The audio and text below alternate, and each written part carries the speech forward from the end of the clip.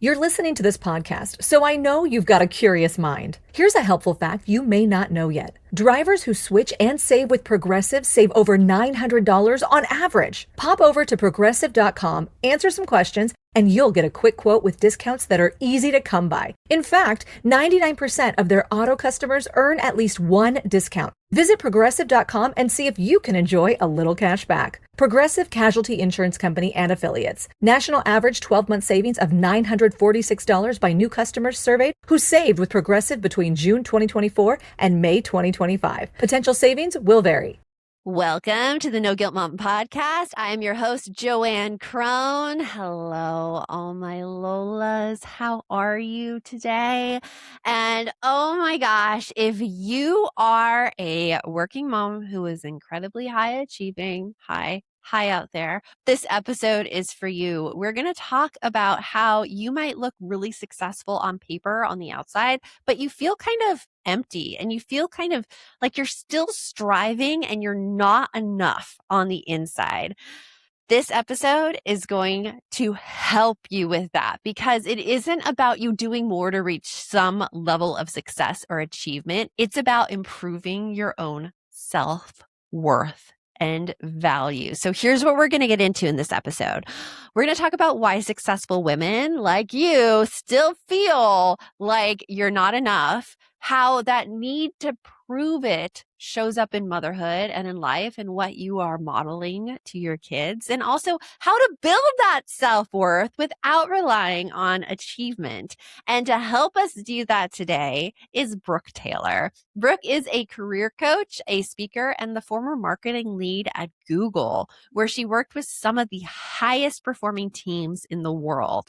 Today, she helps high-achieving women break the cycle of tying their self-worth to their success so they can pursue big goals without burnout, anxiety, or that constant feeling of never being enough. Her work has helped thousands of women redefine what success actually means so it feels fulfilling and it doesn't just look impressive on paper. And her latest book, Healing the Success Wound, dives into how to separate your worth from your achievements and build a life that actually looks and feels as good as it looks. So, without further ado, let's get on with the show. So you say you're in the Brentwood area of LA. How long have you lived there? We moved here February 2022. So it's been over 4 years. Over 4 years. And like, where were you before that? We were in Sydney, Australia for 3 years. Oh my gosh. Yeah, had a great experience there. What's the reason for Sydney? Like, where did that come from? Yeah. So before that, my husband and I were in New York. I was working at Google. He was at McKinsey, which is a big consulting firm, and like doing the young professional thing. And we were like, I think on our first date, we were both like, we want to do a chapter abroad, but it had to be like English speaking. We were like, we want good weather because we've been in a city. So we were like, not London. So Sydney kind of fit the bill. So we went down. That's when I also started my coaching business at the same time. Had a great chapter there. And then we were like, what's the Sydney of North America? Santa Monica. So this is where we ended up. That's fun. And like, how old are your kids? Do you have one kid, two kids? I have one kid who's 15 months. Oh, so really young. It's really young. I feel I'm like, am I a mom? I guess I am. But there's so much of like him and his birth intersect with the book because I was pregnant while I was writing it. I turned it in a few weeks before he was due. Now I'm like launching the book in the way that I'm kind of like nurturing him in the world. There's like a lot of parallels. Let's get into the book first because I have so many questions about like how parenting perceptions change once like before you have kids, what you write about, and after you have kids, because I know that's a huge, huge shift. You help high achieving women. And when I saw this, I'm like, high achieving woman right here. And this idea that high achieving women feel like they do all of this stuff. They're super successful, it looks like on paper, but they still feel like they're not enough, even when they have all these accomplishments. So like, why do those feelings happen? What happens there, Brooke? Yeah. It's so interesting because I got into career coaching originally thinking that I would be solving issues that so many high achieving women have, like burnout, perfectionism, imposter syndrome, lack of confidence, lack of clarity of what they want in their career. And those 5 things are like the things that people come to me for, saying that that is the issue. But I ran a study of over 5,000 women, and the data actually said something different. So all these women thought that their career issues were these 5 things, but instead what they all had in common was this. They all had an early childhood experience or experiences of learning that the more they achieved or lived up to a cultural or familial ideal of goodness, the more love and belonging they would receive. That's the first thing. The second thing is they all had this empty feeling, this like empty cup feeling, this void that manifests as either a restlessness, an irritability, or a discontentedness. And the third thing is that they attempt to treat that inner void, that restlessness, with more achievement, significance, approval, productivity, and validation. So these 3 things are what I call the success wound. And the success wound is the pain that comes from mistaking success, productivity, and achievement for self-worth. And it's the real reason why, no matter how much you achieve, it never feels like enough. And it's the reason why, even after a week of work or a week of parenting, your head can hit the pillow on Friday and be like, find that little tiny thing that didn't go quite right, fixate it, blow it up, and then spiral and ruminate on it. Yeah. Yeah. Oh, that's so interesting. So this early childhood experience, like I could definitely say yes. Like I was eldest daughter. I was told I needed all A's and able to go to college. I was punished when I got a C, like in high school. And like I would get all this praise from my parents when I scored really high on tests, or like I was like got into like this gifted program. But when bad grades came, it almost felt like I was shut off and in trouble and felt a lot of shame. Did you feel those same things, Brooke, in your life? Yeah, interestingly enough, the pressure didn't come in that overt of a form. It was very subtle for me and very cultural. So I grew up in Silicon Valley in the 90s, where all around me success looked like building a company, having a big exit, going to a fantastic school in the area like a Stanford or a Cal. And, you know, I was raised on the very encouraging idea that I could be anything that I wanted to be, right? Second wave feminist movement, so many more options are available to women now. But in my head, I internalized that as actually a very narrow definition of what I should be, which was high achieving, successful, the best. That didn't come overtly from my parents. I think it came more from, again, the kind of stew that I was brewed in. I took it to mean that I wasn't enough and I wouldn't belong to my family, to my school, to my friend group, unless I was getting A's, doing the best, getting awards, going to a great school. I was like an 89.5 student. I was always on the cusp of an A minus, like genuinely, like almost there. And that really kind of has characterized a lot of my like school life, young professional life. It was like, I am 3 feet from gold. Like I'm so close, but just never there, if that makes sense. And so that constant feeling of like, I'm just broken in some way, I can't have what other people have, really hurt me, Oh, early days. yeah. I could see how that can become part of your identity, and you could like show up in a way that you're like, I am not the best in this room. I'm like almost there, but I am missing and I'm flawed in some essential way to get there. How can other women kind of tell if the success wound is driving their behavior? Yeah. So there are 5 primary ways that the success wound shows up in our lives and in our parenting and our career. The first is the grinder. So this is the person who wants to have more, do more, be more. This is the person who's described as like a shark without a resting state. They have to constantly be moving in order to feel like they're alive and surviving. They get a high from crossing something off their to-do list, and they don't feel safe unless they're achieving, producing, doing.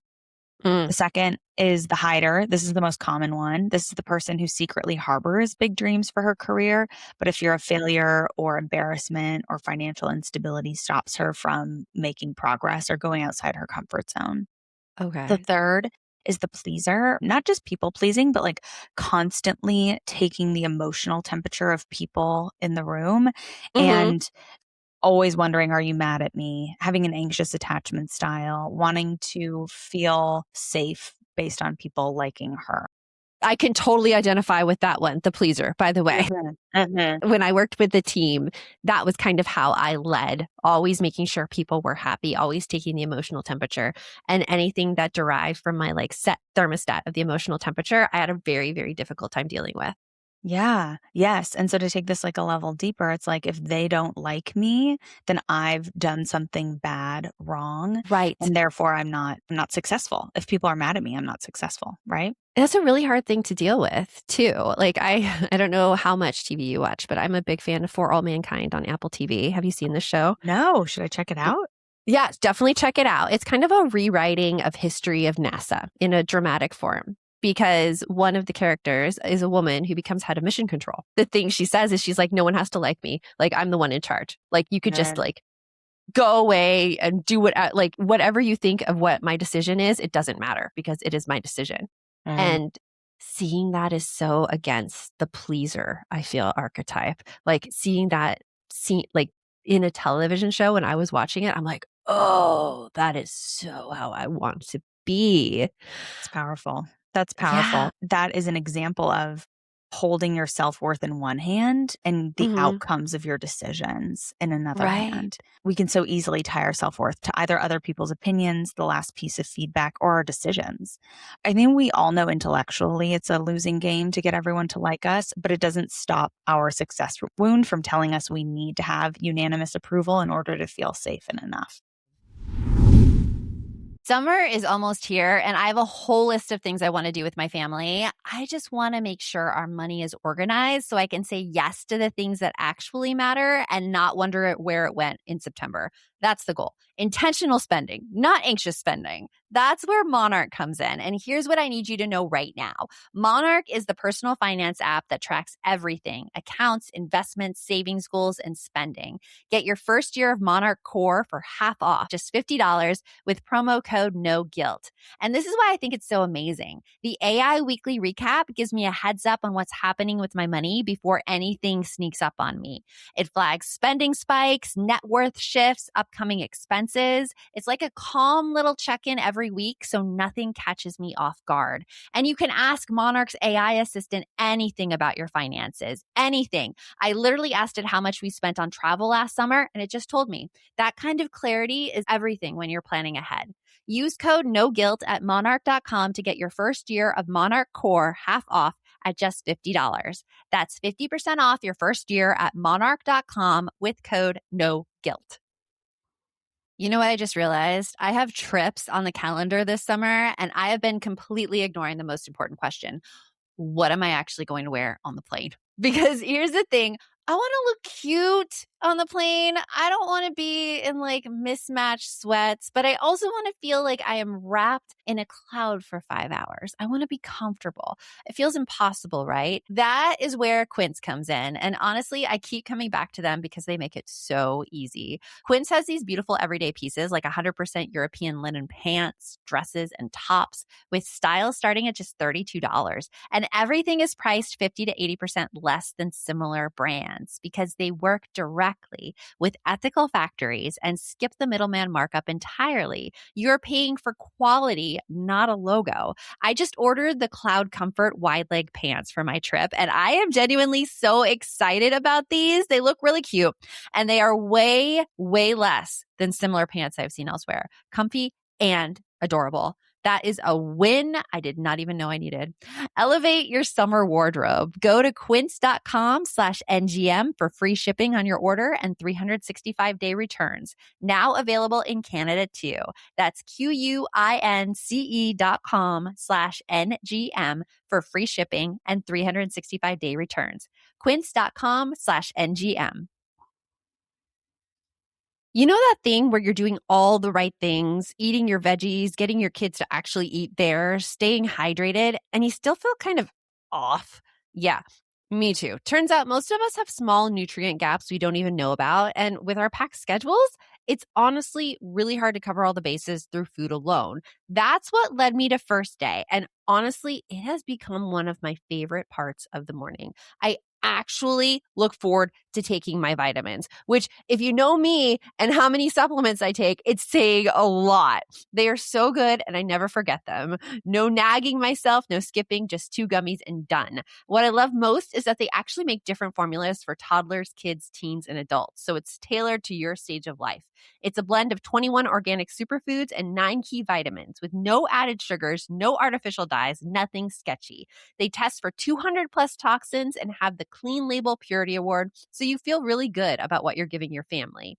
Over 1 million families have already started using First Day, and they back it with a 45-day money-back guarantee, so there's zero risk. For a limited time only, our listeners are getting an insane deal. Use code NGM to get up to 57% off at firstday.com. That's up to 57% off and a free gift with code NGM at firstday.com. After you purchase, they ask you where you heard about them. Please support our show and tell them we sent you. Right. It is a safety thing. So of those 5 archetypes, you mentioned the grinder, the hider, the people pleaser. What are the other 2? We have the seeker. So this is the person, we all have a friend like this. If you're familiar with the children's book, Are You My Mother? The little bird who goes up to a lawnmower and a truck and is like, are you my mother? Are you my mother? It's looking for its mother. The seeker is the person who goes up to different business ideas and different jobs and says, are you my purpose? Are you my purpose? Are you my purpose? They want to find their thing, the thing that's finally going to click everything into place and make them feel like they have a purpose in this world. And they're constantly seeking and never finding. And then we have the work hard, play hard. This is what I was when I was at Google, the person who lives in extremes, the extreme in which that they produce and achieve and want to be the life of the boardroom, but they also want to be extreme in the way that they blow off steam. So big vacations, partying, numbing out in unhealthy ways, but calling it balance. Like, I deserve this. I've worked so hard. So they live on the pain pleasure seesaw. Now, interestingly enough, it's easy to point to your 20s and be like, oh yeah, I was a work hard, play hard in my 20s. The most common work hard, play hard that I have in my practice is working moms. Really? Oh, tell me more. Yes.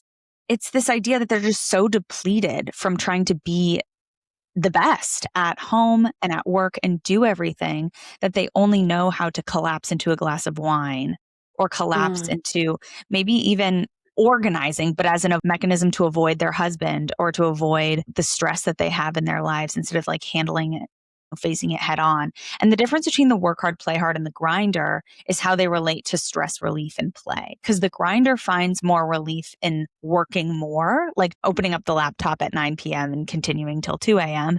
The work hard, play hard finds relief in those avoidant mechanisms of like, drinking, partying, vacations, those types of things. Interesting. So like, how can people tell if their drive to succeed is coming from a healthy drive to succeed or an unhealthy one? Yeah. So our ambition is like a lamp, but unlike the lamp in our house, our ambition only has 2 power sources. It has the power source of our true self and the power source of our success wound. When our ambition is plugged into our success wound and need to prove a place of scarcity and fear, it creates those 5 behaviors, which inevitably lead us to a place of burnout, exhaustion, separation from self, job seeking, etc. But when it's plugged into this other part of our psyche called our true self, which is not psychology according to me, it's psychology according to internal family systems theory and therapy. I love internal family systems. Yes. Good. Yes, me too. But what I love about that idea and what has been validated in my practice, although I'm not a therapist, it's just a way of conceiving of the psyche, is the fact that we all have this part of us that is naturally confident, clear on what she wants, knows who she is, knows where she's going and why it matters. She's playful, she's present, she can persevere and maintain perspective. We all have that inside of us. We don't have to build it. We don't have to create it. When our ambition is coming from that place, that's when we're able to collaborate, be creative, come up with innovative ideas. We're able to respond instead of react. We're able to look at a nasty email, take a breath, and respond from a higher place. We're able to work in a way that feels esteem building and exciting. So that's how you know. Another test would be just between these 2 is if your ways of working are creating more suffering and look like a pattern that can't be broken. If your ambition is plugged into your true self, which is what I call aligned ambition, you will naturally be like moving forward in your life. you'll feel a sense of progress, mastery, contentment, and fulfillment. Yeah, that's so interesting because I think everyone should go to therapy. I'm currently in therapy, and my therapist is really trained in internal family systems. Oh, cool. This true self thing I have named Queenie because it was the nickname that when my true self came out, I feel like my dad gave me. I Mm. think a lot of high achieving women, like the more I talk to, have these kind of tendencies from a young age to know who they are, know what they want, and be very strong in expressing it, but may have been suppressed or made fun of in some way or told that that is an undesirable quality to have. Mhm. Because I know with me in my Queenie, I constantly tried to hide Queenie all the time. And that was creating a lot of discontentment for me. Do you see this with other women in your practice where they try to like push down that true self because it's been kind of shunned in the past? Yeah, I think it's less of a conscious pushing down and more of an over identification with these other parts of us that get rewarded through hard Mm, work and achievement, that makes sense. Yeah. right? It's like I get people like me and I feel good when I am the yes person and the get shit done person and putting Mhm. everyone first person. And so that's becomes my identity. So it's less of a like, ooh, this part of me is bad, although that does happen sometimes. And more, it's like, ooh, I can get more approval and love and belonging through relying on these other parts of myself. That's totally true. Absolutely. I can tell you, as a people pleaser who does not like to be a people pleaser, I do receive more love and belonging when I have those people pleasing tendencies. But long term, it's like denying a part of myself, and I get more anxious and burnt out Hmm. Hmm. when I don't let that true Queenie come out. I love that. And what I'm just Yeah. curious for you, what happens when you do, maybe even like a people pleasing context? Like you get an email that is maybe a little nasty, or you, as an entrepreneur, need to make tough decisions about contractors or people on your team. Like, how do you respond in that moment? Well, it kind of depends. So emails that are a little nasty, I notice that it triggers me. And I will take a step back before responding. I also use AI to help me respond, like actually like talk out all my things. So I have like that outside kind of check on the behavior and the response of the behavior. For people and stuff, this showed up horribly. The people pleaser wrecked things entirely. I Yeah. had to let go of my team in November just because of revenue issues. But there were certain things that I was doing that was allowing behaviors within my team to Uh-huh. go unchecked because I was so focused on the people pleasing and keeping people happy rather than setting standards and expectations for how people should behave in the work environment. So I could see how the people pleaser and the success wound kind of comes in and messes things up. Yeah, yeah, that's a big one. That's a big one. I think that's super common for female business owners and moms too, right? Like, I mean, I think people pleasing can show up in parenting too, right? Where you want your kids to like you, right? You don't want to like be Absolutely. the nagging mom, or you want to create harmony and peace, and that shows up there too. It does. It absolutely does show up there. And I wonder like how like with high achieving moms, what are they unintentionally modeling to their children about self-worth and achievement when they show up in these ways with the success wound? Yeah, the very first question I ask any one of my clients when they come to me is, what did success look like in your family upbringing? And I use success in quotes to mean not just achievement, but like goodness. What did an optimal good person look like in your family upbringing? And they'll Yeah. all tell stories of like, oh, my mom stayed home and my dad was the one that worked. And I looked down upon my mom for that. My parents both worked at the same career for 20 years. And so I learned that success was one path, loyalty, sticking it out. Others will say Mhm. something like, oh, my parent had entrepreneurial ideas, but it caused a lot of stress in our family. So I needed to be responsible. I didn't want to be like that. For better or worse, the data shows that we're all kind of like defining ourselves kind of like in opposition to our parents in some way. Yes. Okay. Yes. It's like where they zigged, I zagged. And it's like, oh, I Right. saw that. And so I didn't want that. For me and myself, my parents had pretty specific gender roles. Like my dad worked, my mom stayed at home. But again, raised in this high achieving place, culturally, I was raised, I feel like, to look down on some way in what my mom chose to do. Not to say that Mm, I don't respect my mom, I absolutely do. But I think when I was a young girl, I was like, oh, I don't want that. Like, I want to right. be, the archetype of a high achieving person. And so I think that's stuck with me as I've transitioned into motherhood and held so tightly to my ambition and not wanting to slow down and not wanting things to look Mm, different and wanting to continue to have my revenue go up and to the right perfectly quarter over quarter.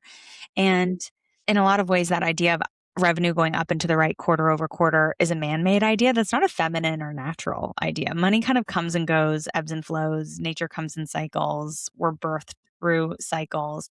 And that so is very much a feminine ideal, the cycles and their cycles of growth and their cycles of rest and recovery. yeah, exactly. And I think once I saw that, I couldn't not see it. And I'm just in the process right now in real time of unlearning what my success wound would tell me a successful, ideal working woman is. Expedia and Visit Scotland invite you to come step into centuries of history that await in Scotland. Castles steeped in legend walk along cobblestone streets. Come share the warmth of stories passed down through generations. This is a place with a past that is fully present today and all yours to explore. Plan your Scottish escape today at expedia.com/Visit Scotland. Study and play come together on a Windows 11 PC. And for a limited time, college students get the best of both worlds. Get the Unreal College Deal. Everything you need to study and play with select Windows 11 PCs. Eligible students get a year of Microsoft 365 Premium and a year of Xbox Game Pass Ultimate with a custom color Xbox wireless controller. Learn more at windows.com/student offer. While supplies last. Ends June 30th. Terms at aka.ms/collegepc. You thought this was your Run Club era. Turns out, it was more of a thinking about Run Club era. The good news? Someone's marathon training is about to start. Sell your workout gear on Depop. Just snap a few photos, and we'll take care of the rest. They get their race day fit, and you get a payout for trying. Someone on Depop wants what you've got. Start selling now. Depop, where taste recognizes taste. Yeah, it's interesting in parenting too, because a lot of my clients come in and totally see how they see like how their parents were, and you're kind of working against what you don't want to become based on what you see in your parents. But then there is a sort of overcorrection for parenting kids because you don't want them to become also what you saw in your parents. And so there is this over reliance on, for instance, in school, the phrase I hear most often is, "Did you try your best? Did you try your best?" Like with homework assignments that may just be like, oh, it's like spelling words, or oh, it's this math quiz. And this idea that you have to try your best on every single thing, regardless of if you're interested in the topic. It's like this constant achievement path, which now talking to you, I'm like, this is a very masculine driven thing. A lot like you say, like your revenue grows like up and to the right. We kind of put on our kids that, oh, we want you to also grow up and to the right. Yeah. Yeah, that's so interesting. I mean, I know I'm not a parenting expert, but I have spoken with people who talk about their childhood and talk about ways they wish they had been parented or things they wish they had heard to have maybe avoided some of these painful working habits later on. Now, this is all revisionist history. No parent is perfect, but I think there's some interesting insight here. One of those things is that we are trained to reward effort, right? Like, did you try your best? And I think there's a lot of value in that. And then almost like that's an overcorrection from just rewarding intellect alone in grades. It was almost like you have to reward the grade. Then it's like, no, reward the effort. But I think maybe this next wave is actually rewarding the resilience. How do kids respond to setbacks? What meaning do we make from missing the mark? And I think where a lot of the success wound comes in is like, what happened when I missed the mark? Was I embarrassed? Was I humiliated? Not just by parents, but teachers and friends. And again, what meaning did I make it mean when I missed the mark, when I didn't make the team, when the grade wasn't what it wanted it to be? I think my parents did a great job of this. They were always like, school might not be your thing, even though I was a high achiever, like, even though I was good. They were like, school might not be your thing, but you know what your strengths are? You're really great with people. They would talk to these other strengths and talk to what it meant that I didn't make the varsity team or something like that. So the part of the brain that is developed around intellect is not the same part of the brain that's developed around resilience. And I think you and I both, as people in the world who are trying to be creative and make things, it's really all about resilience, not necessarily perfection or intellect, is it? Yeah, and I have to say, like, that resilience is hard fought for and hard won. I mean, growing up, I really did not put myself in situations where my like intelligence would be tested. It was more of a safe bet, like no risks. So that when I finally got into the working world and I was working at like a talent agency as an assistant, and I made like a huge error where I dropped most of the agents' calls just because like the system was hard at the beginning. It was hard. And while this was not like book learning or academics, it was something that tested my abilities. I had the biggest emotional reaction to failing. I thought it was like an indicator of my worth, my potential, my everything. And I found that the only way to become resilient and to get better is to have those experiences and be able to live through them versus like having everything kind of go perfectly for you, I think is the absolute what not to do to raise resilience in kids. And so that moment for whomever is listening, the moment between you had a goal or an intention and it didn't go the way that you wanted it to, there was a quote, let's just say a failure. Yeah. You can make meaning of that over time, right? Like over time, you can connect the dots and look back and be like, oh, that led me to this, or this wasn't as bad, or I learned this. But what do you do in the moment after the failure when things aren't going very well? So the success wound will fill the gap if you don't. The success wound will say, if you fail, you're a failure. You're going to get fired because of this. Things won't work out for you. Other people won't make that mistake. You did. These are all thoughts around worth. And I want to talk about worth and confidence because I think it parlays into the solution. So we often talk a lot about, especially as working women, we're like, how do we be more confident? We shouldn't actually be aiming for confidence. We should be aiming for self-worth. Confidence is contextual. I can be confident in this conversation with you, and then I can leave and go and have another conversation and crumble or try to, go into my inbox and reply to emails and be in analysis paralysis. Yeah. That's the danger of confidence, is that it's only contextual and it doesn't translate into other situations. When instead self-worth is like an asset you can bring anywhere, because you don't rise to the level of your confidence, you fall to the level of your self-worth, which is why you could be confident at work and then have a big failure and have your confidence crumble and feel like crap at the end of the day. So self-worth is really what jumps in after these failures or setbacks. And so there are ways to actually increase your self-worth, almost like you would make deposits into a bank account such that you can draw down on it later. I think everyone should be working on their self-worth every single day, such that when these setbacks do come, our self-worth can tell us the story instead of our success wound. Right. So how do you increase your self-worth? What are these practices? Yeah. So there are 3 things that people can do every day. They're laced and kind of like intertwined throughout the book, but these are probably the best 3 in terms of increasing self-worth. The first is that I want people to get comfortable making decisions when they're 51% sure. Yeah, Not which is hard for 99. women because a lot of women feel like they have to be perfect in their decision making compared to like I read a stat with men about applying for jobs, for instance. They're only like 51% like matching to the role, where women feel like they have to be so much higher. That's a great stat. I think we're rewarded and socialized for perfection as opposed to bravery. And I think learning to trust your judgment when you're 51% sure is a huge help, because it trains you to learn like your intuition, like what's that 1% that's nudging me this way, and can I trust that? And second, it shortcuts the habit of canvassing for opinions, asking other people what they think. Sure, do your research. Sure, like making it like, do that. As soon as you start spinning your wheels and spiraling, I think we've lost the plot. So learn how to make decisions when you're 51% sure. The second is I want everyone to be taking one micro risk every single day. So taking one teeny tiny turtle step outside of their comfort zone every single day. Because what that does is it teaches you that you're capable of more than you think. It gets your nervous system used to being uncomfortable, which is essential. And it slowly shifts your identity and your self perception to be, I am somebody who can make change in my life. I'm somebody who's capable of more than so much more than I think. And so I think that's something everybody can do every single day too. Yeah, I love that. I have like a little phrase that I use with my community. I'm like, if you feel like you're going to throw up, you're going in the right direction. Like that is fear telling you you're doing something new. Exactly. Yeah. This is dark, but I always talk about like wanting to murder suicide myself in my phone. Like whenever I'm sharing on social media, I want to throw it out the window and like jump out after it. Like I just want everything to disappear. Anyway, so if you feel like that, you're going to throw up. If you feel like you want to curl up in a ball or disappear, you're doing something right.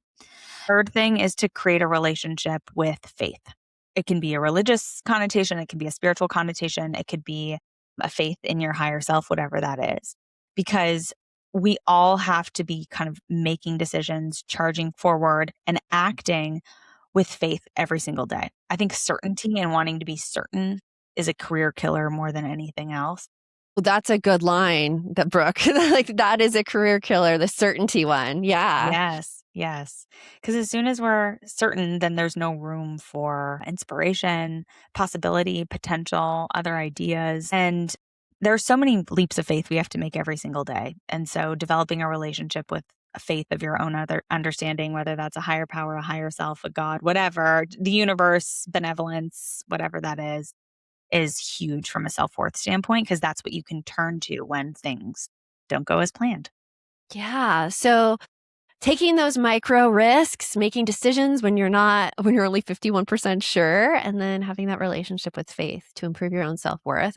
I think that is amazing. There's something like I like to talk about, which is called the 4 C's, which I heard in a book by Dr. Benjamin Hardy. It was that you don't need all 4 of them to go forward on a goal. And the 4 C's are commitment, courage, competence, and confidence, I believe.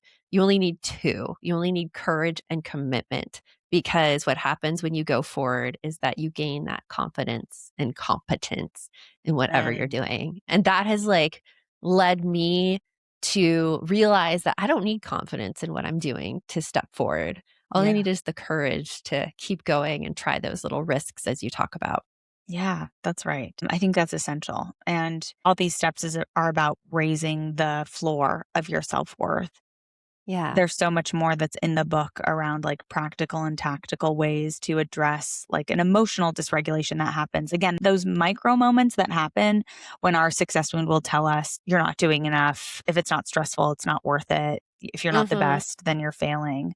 And I think that's essential too, because when we're thinking those thoughts, that creates like an emotional reaction. It also creates a physical reaction in our body. And so those are things that we have to regulate by identifying where we feel it in our body, giving it a color, a texture, a couple adjectives, asking it a couple questions. What do you want me to know? Why are you here? What advice do you have for me in this moment? Asking questions of our body and of our success wound actually creates a relaxation response. It puts us into the seat of our true self because we can observe it from a third party in a way. And so I think that's just like the other tactical, practical thing that I would offer somebody if they feel like they're spiraling in that thought process. That is awesome. And your book, Healing the Success Wound, tell us all about that and where people can go and find it. Yeah, Healing the Success Wound is the guidebook that every unfulfilled achiever needs to create a career that actually feels fulfilling and successful from the inside out. It's about my time working at Google. It's about my career coaching practice, working with over 5,000 women. And these are the things that I turn to every single day to create career that I love and help my clients do the same. You can find it at brooketaylorcoaching.com/book. You can find it anywhere you get your books, Amazon, Barnes & Noble, overseas, and you can follow me, Brooke V. Taylor, on Instagram. Awesome. Well, Brooke, thank you so much for joining us here today and sharing all of these things about the success wound. I'm sure people out there listening have found themselves in a lot of your comments. I definitely see myself having a bit of a success wound as well. And just thank you for being here. Thank you. Appreciate it. And for everyone out there, remember, the best mom is a happy mom. Take care of you, and I will talk with you later. If you'd like to support the show further, you can share episodes with your loved ones, leave a positive review, or follow us on social media at No Guilt Mom. You could also show your love by visiting our amazing podcast sponsors. We have a link in the show notes. Close your eyes. Focus. Listen to work getting done with Monday.com. Relax as AI does the manual work, while your teams are aligned on a single source of truth. Feel the sensation of an AI work platform, so flexible and intuitive, it feels like it was built just for you. Notice you're limitless. Now open your eyes, go to Monday.com, start for free, and finally, breathe.